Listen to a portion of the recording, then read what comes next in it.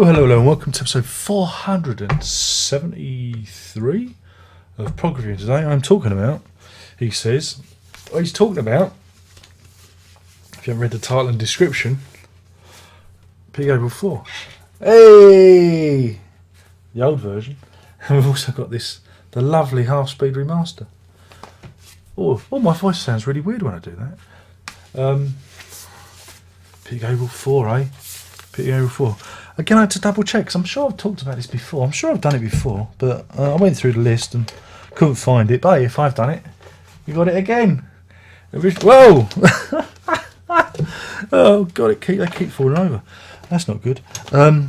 Originally released on 6th of September 1982.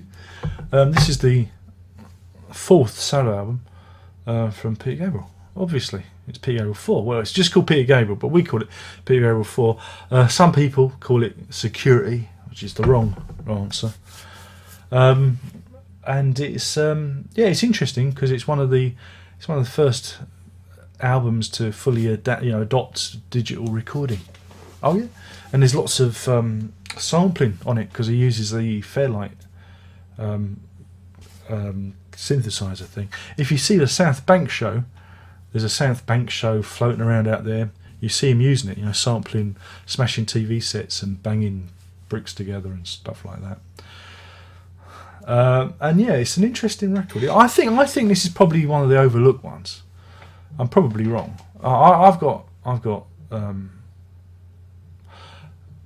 sure I've spoken about this before. Maybe it was when I did the half-speed remasters one. Oh God, I'm really worried that I've already done this. Bollocks. Let's just do it anyway. Darren just starts repeating himself. It's a repeat. Think of it as a repeat.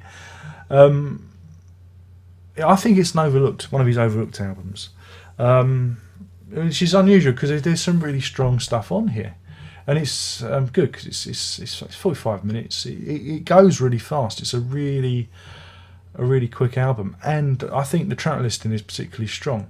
It opens with Rhythm of the Heat, with the lots of African percussion and drumming. Some of it went on to be used later in the soundtrack of Birdie. I don't know if you've seen that film. That's an Alan Parker film with Nicolas Cage in before he went absolutely bonkers. I really like that film, but I'm getting off the point. I need to talk about that when I talk about the soundtrack of Birdie. It starts off with Rhythm of the Heat, and it's based on Carl Jung's writings about being in Africa and seeing musicians being controlled by the rhythm and being around the fire, being taking control of you again, losing control to something rather primal. And again, it's the civilized versus the uncivilized, and again, the thing about Peter Gabriel is he does a lot of his music. He writes a lot of his music from the bottom up. So it's very. Some of these songs are derived from a rhythmic source, and you get this from Rhythm of the Heat and the following track, San Jacinto, and even Eye of the Touch, and Shot on a Monkey.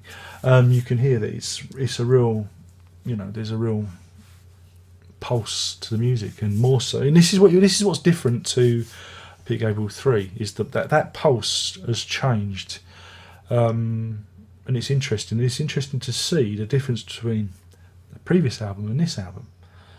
Same artist, but it's just a different feel to it. And again, from this to So, completely different, and that's why we like these albums. But yeah, Rhythm of the Heat is absolutely fantastic. A great live track too, but I really like the album version. This is followed by San Jacinto, which is about the Native Americans in America, and it's about a guy just seeing America for what it is rather than for what it was. It's almost like him seeing what was there from his people, and then overlaying the true America on top of it. And I find it a very sad song. It's a very sad song. And again, in Native American culture, when you die, you go up to a high place and let they call it a sky burial, don't they, in other parts of the world, and you let the birds feed off of you. And this is what's going on here. It's about someone saying goodbye to everything, and I just find it incredibly sad, uplifting and sad at the same time. But a fascinating song, just love it. And again, from a lyrical point of view, these first two songs are just completely light years away from the previous album. There's a real depth to them. I'm not saying that the previous songs weren't deep, but they've come from a different place, and I like that. This is followed by "I Have the Touch," which is, it's about being touched. It's about contact, isn't it? It's about, again, we have very, very many rituals. We have times when we touch each other, and in many times we're not allowed to touch each other. And it's about that social convention, of needing and wanting contact, but not necessarily getting it. And, we shake hands, we ruffle our kids' hair, and then there are other aspects where you don't touch other people because they'll cart you off down a nick. And again, it's a great song, got a great rhythm to it. This is followed by "Family and the Fishnet," which is all about marriage. Oh dear. It's a bit corny in places, but I like the fact that there's a real oppressive atmosphere in the music, which is really, really cool. The lyrics are a bit corny, but the music is really oppressive. Flip It Over, and we have probably it's the hit, isn't it? It's the hit of the album "Shock the Monkey," which has the most amazing video. I remember first seeing it on the Max Headroom show on Channel 4 back in the day, when Max Headroom wasn't a TV show set in the future, but was about a guy talking about music and introducing music videos. Matt Frewer. That's it. And "Shot the Monkey's" great. I love it.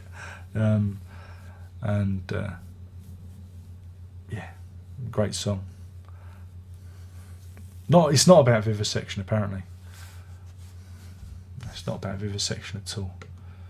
It's about I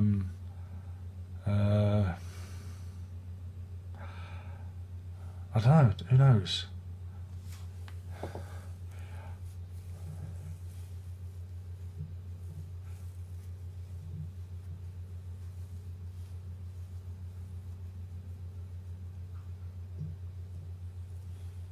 It's about jealousy. There you go. He's talking about the monkey mind, I guess. I call it the lizard brain. It's that primitive, because you get primate from primitive, monkey, primate, primitive. Oh, word association now, and it's about that kind. It's all right. Whatever you found. Thank God for Wikipedia. Otherwise, I'd have been scrabbling for ages for that, wouldn't I? Lay your hands on me. It's about the power of, again, it's about being touched. It's about the power of healing. We've got heal there.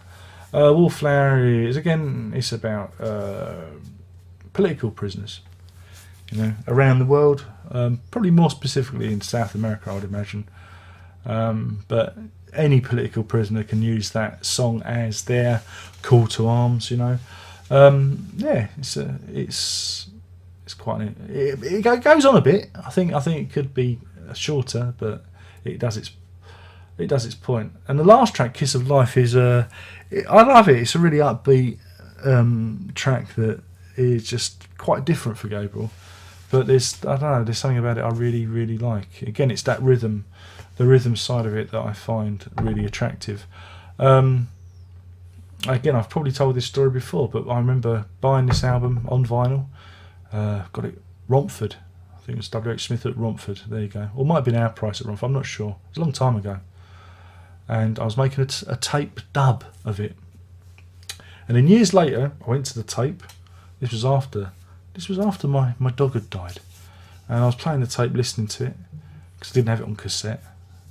Or maybe I did. I don't know. But that's beside the point. I was going through the dub of the album I'd made. Because you did things in those days. You dubbed albums on cassette. So you could listen onto your Walkman. Remember, it was the 80s. And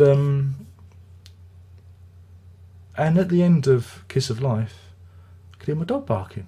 So I must have knocked at the door or come in, and my dog barking, and the frequency of her bark went down into the needle, and it turned microphonic, and I could hear her, and that was really, really weird. And I've probably told that story before. I feel like I've completely repeated myself, but the reason I'm doing this is because in July the 15th, not next month, but well, it's nearly June, but in a few weeks, they're reissuing more Peter Gabriel on the half-speed vinyls. You've got So, Us, and Up, and yeah, I should be looking at those when they come out. So that's the reason why I've done this, just to talk about those and to get another Gabriel album in the hole. We've only got, was it Us and Up to do of the studio albums, so yeah, not doing too bad. But I'll be able to quit this game soon. So in terms of a rating, oh, this is a good one. I think I'm going to give this a very solid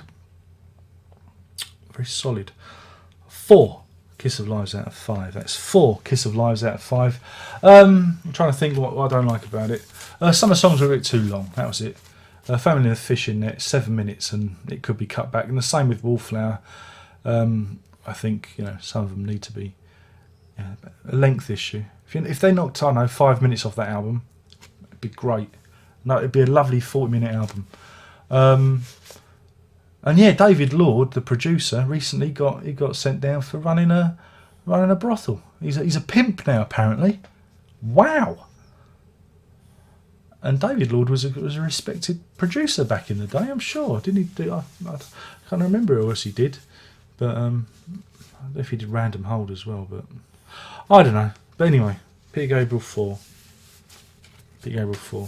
or just Peter Gabriel. There you go. That's what we're talking about. Sorry, my name's Dan. I've been talking about these. Thanks for watching. There's only one more thing to say, and you know what that is. I think we'll do 2 fingers. Prog on! They're not even fingers, they're thumbs, you fucking idiot.